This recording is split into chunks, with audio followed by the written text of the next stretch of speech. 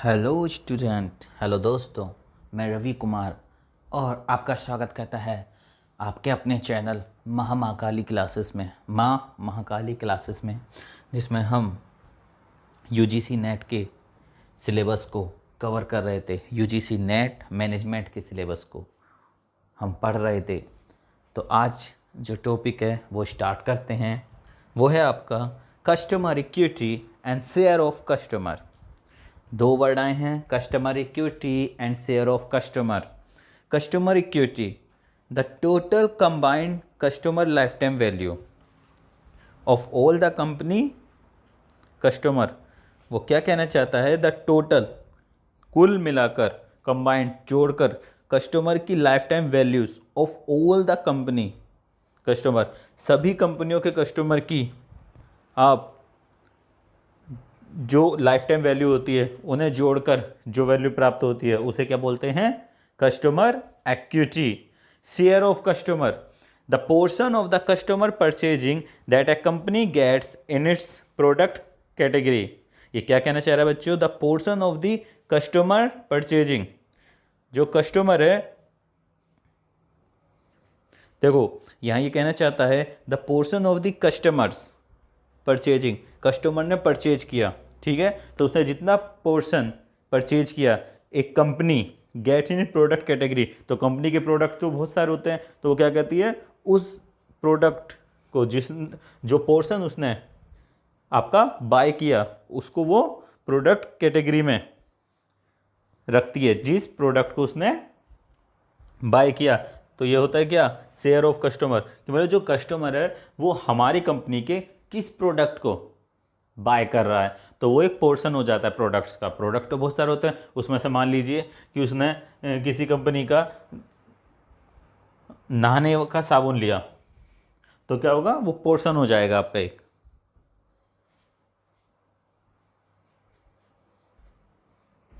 अब है आपका इंटरनेट। इंटरनेट सब नहीं सुना होगा, इंटरनेट क्या होता है?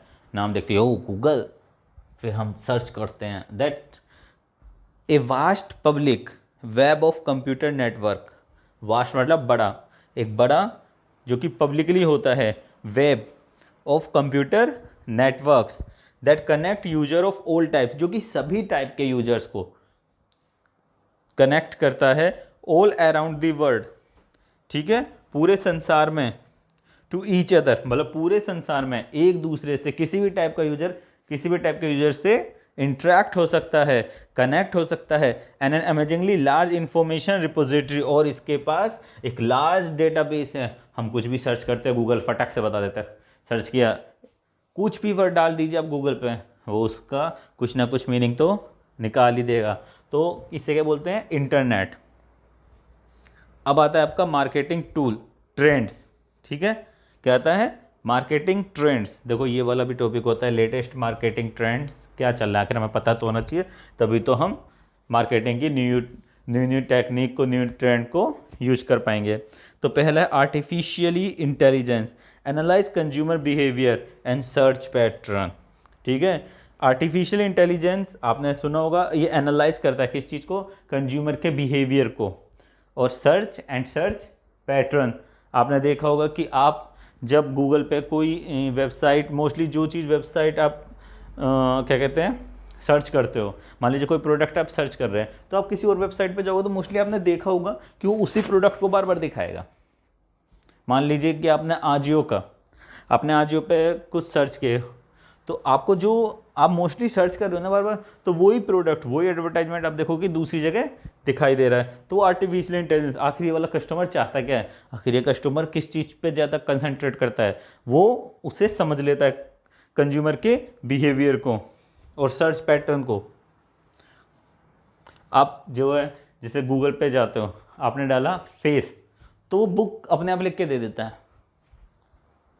Chatbots give answer promptly and accurately. Chatbots क्या होते हैं? ये आंसर देते हैं एक्यूरेटली, अच्छे से। Video marketing using it for interview, product and demos.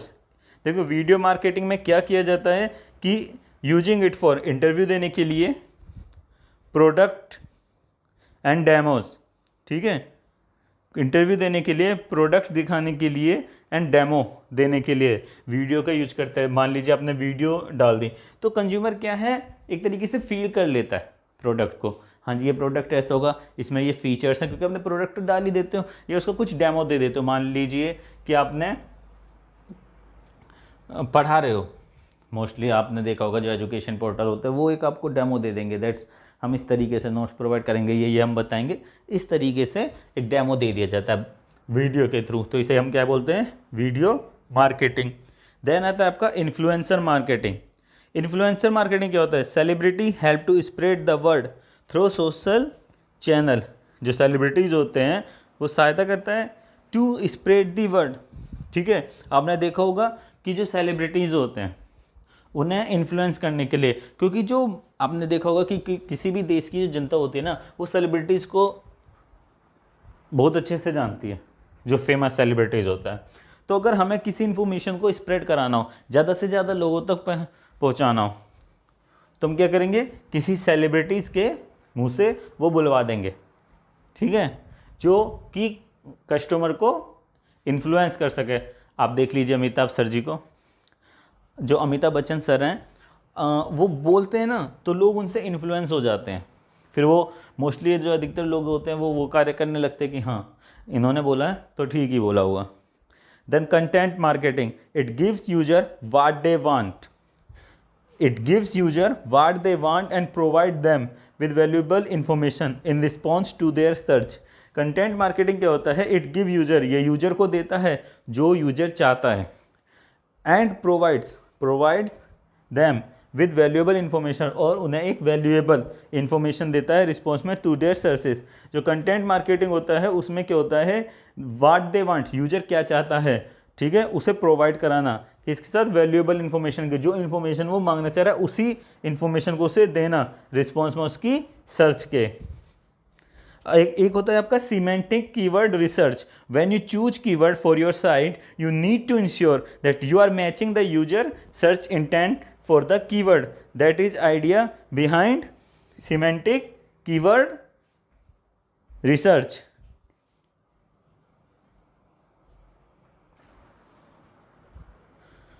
जब आप अपनी साइट के लिए कोई कीवर्ड चूज करते हैं तो आपको ये ध्यान रखना चाहिए, वो कीवर्ड जो सर्च मोस्टली सर्च करेगा बंदा, मान लीजिए कि मुझे टी शर्ट चाहिए, तो टी शर्ट में मैं क्या करूँगा, टी शर्ट, मतलब ये वर्ड आना ही चाहिए उसके अंदर। ये नहीं है कि आप दिखा तो टी शर्ट रहे हैं और आपने कीवर्ड कुछ और चूज लिया, तो वो आपका मैच नहीं करेगा। आप कीवर्ड हमेशा वो ही रखिए जो आपका यूजर जो है वो सर्च करता है। मान लीजिए एजुकेशन के लोग है, एजुकेशन पोर्टल, तो आप जो कीवर्ड रख रहे हैं ना उसमें एजुकेशन नाम जरूर देना, तो मोस्टली आपकी प्रोबेबिलिटी रहती है कि जब यूजर सर्च करेगा एजुकेशन पोर्टल तो आप दिखाई देंगे। अब होता है आपका personalisation. Customer seek personalise ad that are tailored to their specific personality and inter. Customer जो होता है seek personalised ads that are tailored to their specific personality and interest. Interactive content, rather than looking at a static image on their screen, ठीक है, user want to find place on your website where they can interact with the graphics. देखो आप एक static picture दिखा रहे हो, simple picture, उस पर लिखा हुआ है ये चीज़ है ये चीज़ है, तो क्या होता है कि यूज़र कभी कभी बोर हो जाता है, उसे पढ़ने में इंटरेस्ट नहीं होता। वहीं उसकी जगह आप उसे इंटरेक्ट करने के लिए ग्राफिक्स लगा देते हैं। मान लीजिए कोई एनिमेशन लगा दिया आपने, वो बार बार घूम रहा है, वो उससे इंटरेक्ट कर रहा है, उसकी आंखों को इंटरेक्ट कर रहा है, तो क्या ये क्या चीज़ होती है कि यूजर ये चाहता है कि मुझे कोई ऐसी चीज़ मिले जो मुझे इंटरेक्ट करे, ठीक है। ये नहीं कि हम एक सिंपल से पेज पे एक चीज़ पढ़ते जा रहे हैं तो यूजर क्या होगा, इंटरेक्ट नहीं हो पाएगा, और अगर यूजर हटेगा तो प्रॉब्लम होगी। इसलिए हम क्या करते हैं, इंटरेक्टिव कंटेंट लेते हैं। अब होता है आपका वॉइस सर्च ऑप्टिमाइजेशन, क्योंकि वीडियो मार्केटिंग ऊपर पढ़ चुके हैं।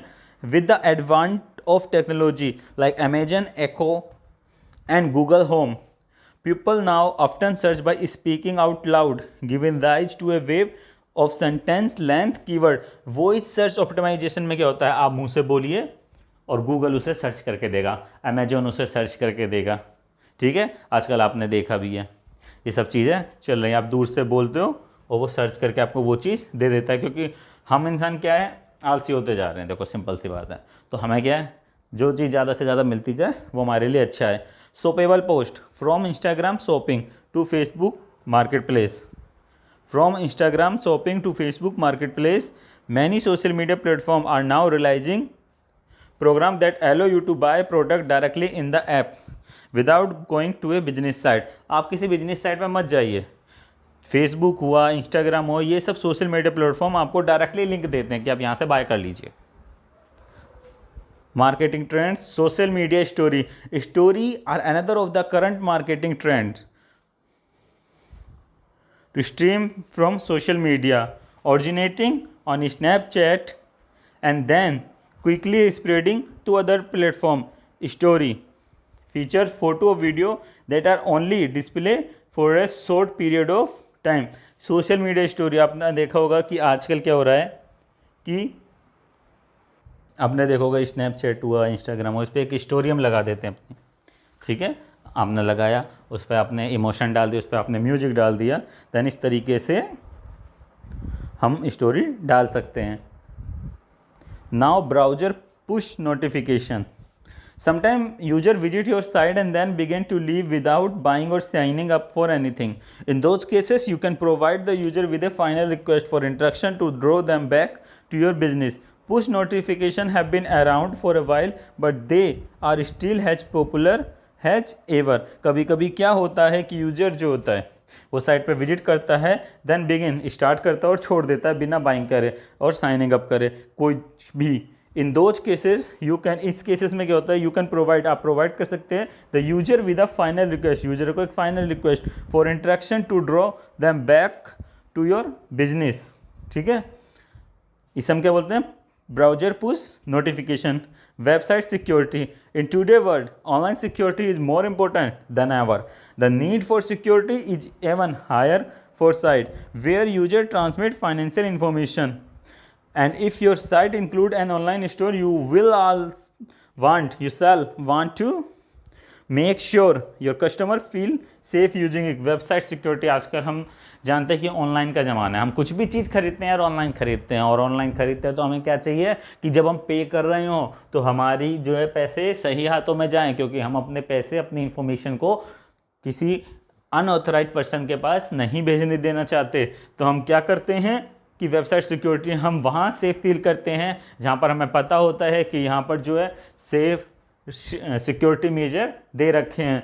तो वेबसाइट सिक्योरिटी होना ज़रूरी होता है। अब क्या होता है, मार्केटिंग टास्क क्या क्या होते हैं।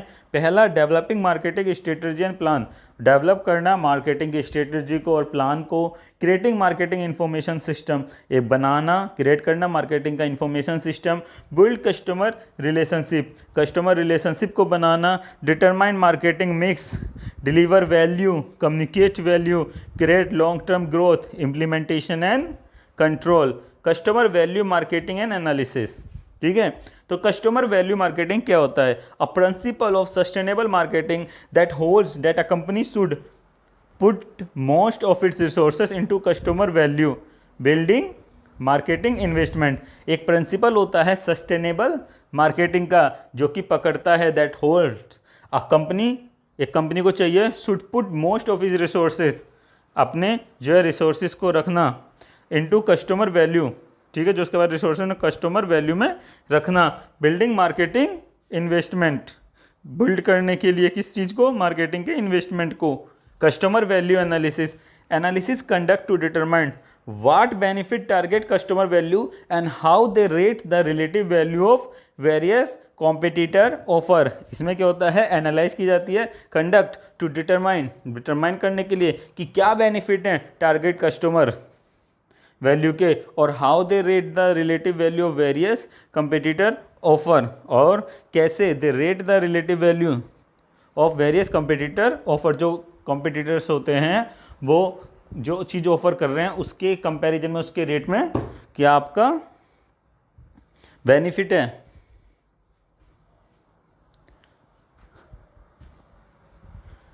अब है आपका market segmentation, dividing a market market को बांटना into distinct group of buyers who have different needs, characteristics और behaviour and who might require separate product और मार्केटिंग प्रोग्राम। देखिए मार्केटिंग सेगमेंट, इसमें क्या किया जाता है, मार्केट को डिवाइड कर लिया जाता है, क्योंकि हम सब जानते हैं जो बायर्स होते हैं, अब कोई अगर मान लीजिए चाइल्ड है तो उनकी नीड्स अलग होगी, कोई एडल्ट है उनकी नीड अलग होगी, एवरेज मैन की नीड अलग होती है, एंड जो ओल्ड मैन की नीड होती है अलग होती है। मान लीजिए कोई कहीं रह रहा है, कोई नॉर्थ में रह रहा है, कोई साउथ में रह रहा है, कोई ईस्ट में रह रहा है, कोई वेस्ट में रह रहा है, इन सबकी नीड जो होती है ना वो अलग अलग होती हैं, ठीक है, उनके कल्चर की वजह से, उनके वैल्यू की वजह से, ठीक है, उनकी हैबिट की वजह से।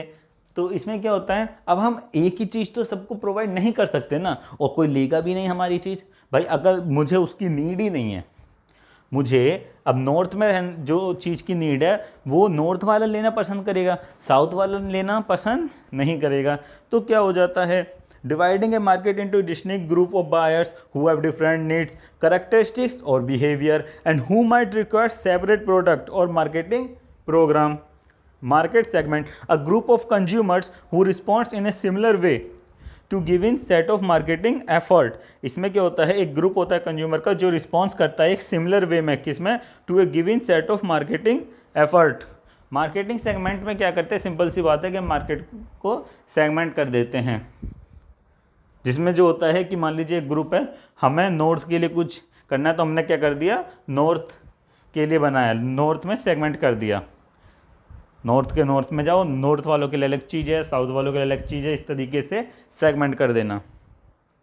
अब होता है positioning, market positioning, arranging for a product to occupy a clear distinguished and desirable place. Arrange किया जाता है प्रोडक्ट को ऑक्यूपाई करने के लिए clear, distinctive and desirable place, जिससे कि उसे एक डिजायरेबल प्लेस मिल जाए, clear place relative to competitor product in the minds of target consumer. इसमें क्या जाता है, जो कॉम्पिटिटिंग का प्रोडक्ट है, ठीक है, उसके रिलेटिव में उसकी जो इमेज है हमारे प्रोडक्ट की वो क्लियर हो, डिजायरेबल हो, जो इंसान चाह रहा है उसके अकॉर्डिंग हो, in the mind of target consumer, जो हमारे टारगेट कंज्यूमर होते हैं उनके माइंड में हमारी जो है प्रोडक्ट की इमेज को क्लियर करना कि हाँ जी ये प्रोडक्ट अच्छा ही है, प्रोडक्ट डिजायरेबल भी है, ठीक है।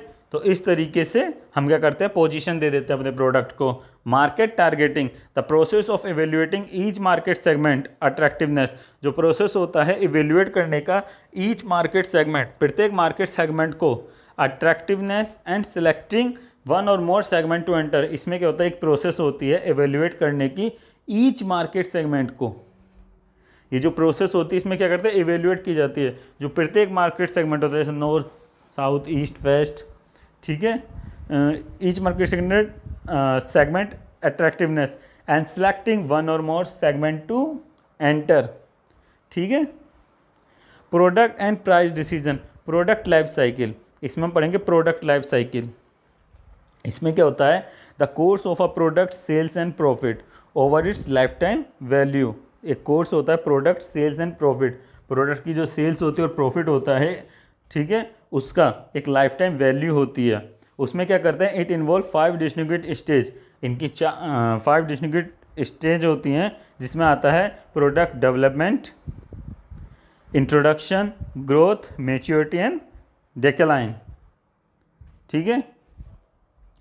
अब इसमें क्या होता है, style, a basic and distinct mode of expression, एक basic and distinct mode of expression, fashion, एक करंटली एक्सेप्टेड और popular style in a given field. इसमें क्या होता है, एक करंटली एक्सेप्टेड और popular style in a given field, जो कि मान लीजिए करंटली एक्सेप्टेड है, जैसे फैशन नहीं चला, आज इस चीज़ का फैशन चल रहा है, आज जीन्स जो है यहाँ से जो थोड़ी उधरी हुई होती हैं, कितने फटी हुई होती है, उनका फैशन चल रहा है, that's in a given field.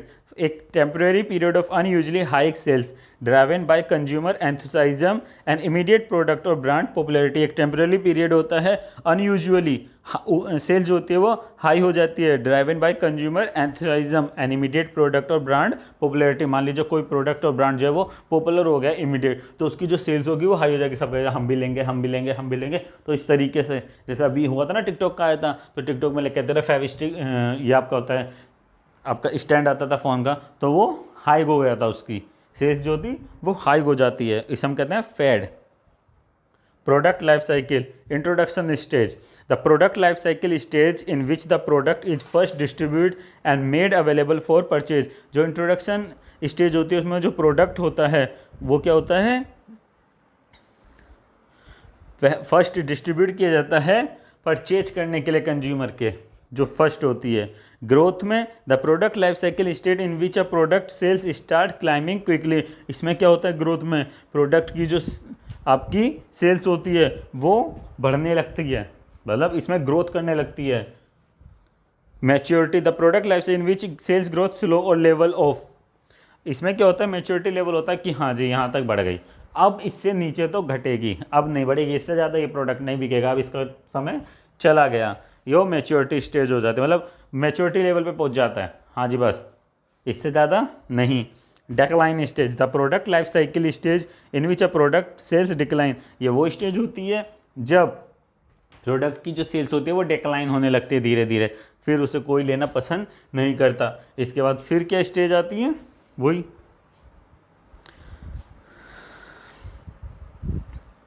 तो ये होती है introduction, growth, maturity and decline. फिर देखा जाता है कि क्यों डिक्लाइन होती हैं, फिर उस पर वर्क किया जाता है, और फिर आगे अगर कोई पॉसिबल आउटकम्स होते हैं तो उसके द्वारा प्रोडक्ट की सेल्स को बढ़ाया जाता है अगर वो बढ़ सकती है। Price and value based pricing. Price the amount of money charge for a product और services or the sum of the value that customer exchange for the benefit और हैविंग यूजिंग द प्रोडक्ट और services. एक amount of money होती है जो कि charge की जाती है एक प्रोडक्ट के लिए या सर्विस देने के लिए, या फिर sum of the value that customer exchange for the benefit और हैविंग यूजिंग द प्रोडक्ट और सर्विसेज। तो जो एक अमाउंट ऑफ मनी जो कि चार्ज की जाती है प्रोडक्ट के लिए या सर्विसेज के लिए, उसमें सिंपल सी बात है प्राइस बोलते हैं, मुझे ये चीज़ चाहिए, मुझे इसके लिए इतना अमाउंट देना ही पड़ेगा। Value based pricing setting price based on buyer perception of value rather than on the seller cost. Value based pricing में क्या होता है, बायर की परसेप्शन के अकॉर्डिंग जो होती है वो प्राइस रखा जाता है, रैदर देन बजाय इसके जो सेलर की कॉस्ट लगी है उसे ध्यान में ना रखते हुए जो आपकी बायर्स की कॉस्ट है उसको उसके परसेप्शन में हम कॉस्ट रखते हैं, तो हम क्या कहते हैं वैल्यू बेस्ड प्राइसिंग। फिर होती है कॉस्ट बेस्ड प्राइसिंग। इसमें क्या होता है, डिज़ाइन एक गुड प्रोडक्ट।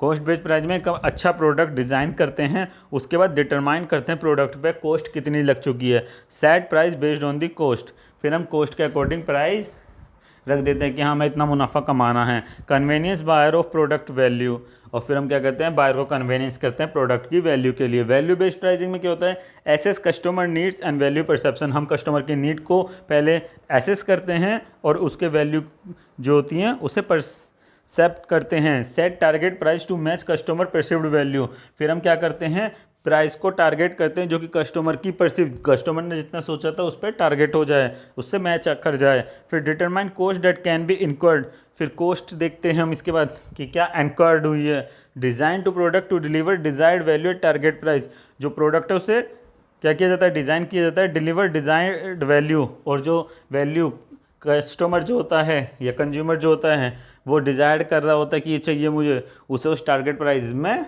रखा जाता है। अब होता है आपका good value pricing, offering just the right combination of quality and good service eight a fair price. एक अच्छे प्राइस पे जिस पर कस्टमर भी कहे कि मैं ले लूँगा, आप भी कहो कि हाँ ठीक है हम इतने में दे देंगे, तो एक फेयर प्राइस पे जो जिसमें कि राइट कॉम्बिनेशन होता है किस चीज़ का, क्वालिटी भी अच्छी होती है और सर्विसेज भी अच्छी होती है, ठीक है, और वो फेयर प्राइस पे होता है, तो हम क्या कहते हैं good value pricing. Value added pricing, attracting value added features and service to differentiate a company offer and charging higher price on cost for production. इसमें क्या होता है हम क्या कहते हैं कि वैल्यू ऐड कर देते हैं, हम वैल्यू ऐड कर देते हैं। हाँ जी, हमने आपको टीवी बेच रहे हैं, उसमें हम आपको हॉटस्टार भी दे रहे हैं, तो हम उसकी वैल्यू ऐड कर देंगे। हम आजकल मोबाइल में चल रहा है कि आप रिचार्ज करवा रहे हो और उसमें वो हॉटस्टार के सब्सक्रिप्शन दे रहे हैं साथ में, और उसकी एक वैल्यू ऐड कर रहे हैं। तो इस तरीके से क्या होता है, value added pricing. Cost based pricing, setting price based on the cost of producing, distributing and selling the product. इसमें क्या होता है, प्राइस को सेट किया जाता है जो कि किस पे बेस्ड होता है, cost of producing, distributing and selling the product. Produce पे, डिस्ट्रीब्यूट करने पे और सेलिंग पर, ठीक है, जो कोस्ट को प्राइस सेट किया जाता है, that product plus a fair rate of return, कि हमें एक रिटर्न भी अच्छा मिल सके फॉर एफर्ट एंड रिस्क के लिए। Fixed cost, cost that do not vary with production or sales level, ऐसी कोस्ट जो कि प्रोडक्शन पे या फिर सेल्स लेवल पे वेरी नहीं करती, उसे हम कहते हैं कोस्ट, फिक्स कोस्ट। कि मतलब आप प्रोडक्शन और सेल्स लेवल बढ़ाओ या कुछ भी करो, इस पर कोई नहीं, इस पर कोई फ़र्क नहीं पड़ेगा, उसे हम कहते हैं fixed cost. Variable cost, cost that vary directly with the level of production, आप प्रोडक्शन बढ़ा रहे हो तो कोस्ट जो है बढ़ रही है, तो वो कौन सी कोस्ट होती है, प्रोडक्शन कोस्ट।